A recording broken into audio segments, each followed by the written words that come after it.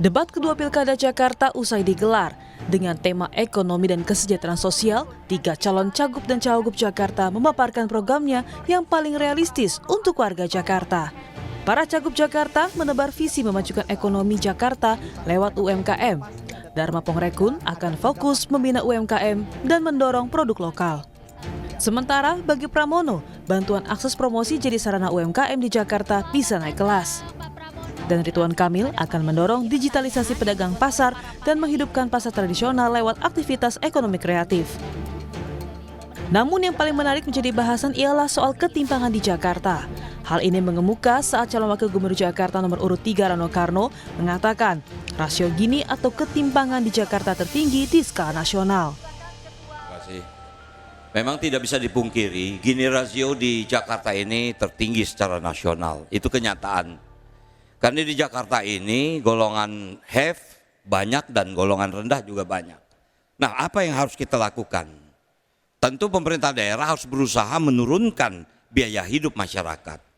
Pertama adalah pangan harus murah. Kita harus memperpendek rantai pasok, kemudian kita lanjutkan kontrak farming.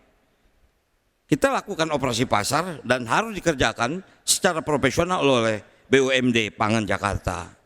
Nah, yang kedua, transportasi publik harus terjangkau. Armada harus ditambah, rute diperbanyak, terutama perluasan wilayah Jabodetabek.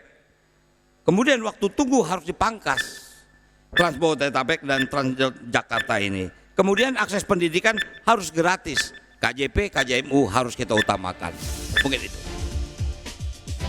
Sementara calon wakil gubernur Jakarta nomor urut 2 Kun Wardana menyebut warga Jakarta ke depannya harus memiliki pendapatan yang layak. Nominalnya pun harus disesuaikan dengan survei kehidupan layak. Kita perlu memberikan lapangan pekerjaan bagi semua warga DKI Jakarta. Jobs for all.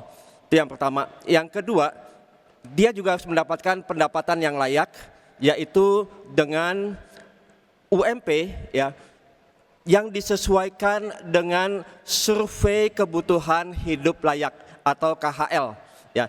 Karena kalau kita hanya melihat dari pertumbuhan ekonomi dan juga inflasi, kekhawatirannya adalah dengan meningkatnya harga bahan pokok sehingga dia tidak bisa hidup dengan.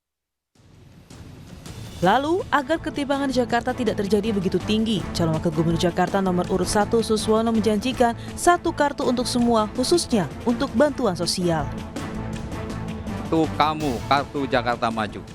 Kartu kamu adalah kartu yang akan menggabungkan seluruh kartu-kartu yang bagus-bagus di masa Pak Anies akan kita teruskan, bahkan kita akan tambah dengan kartu yatim dan kartu pelayan rumah ibadah. Kami akan berikan bansos yang tepat sasaran, karena saat ini banyak setelah kami berdiskusi dengan mereka banyak yang mengeluh. Saya bertemu dengan Ibu Halimah di Cideng, bahwa dia selama ini sudah 20 tahun di Jakarta, tapi tidak punya kartu penduduk sehingga dia tidak menikmati bantuan-bantuan tersebut. Debat terakhir Pilkada Jakarta akan digelar pada 17 November mendatang.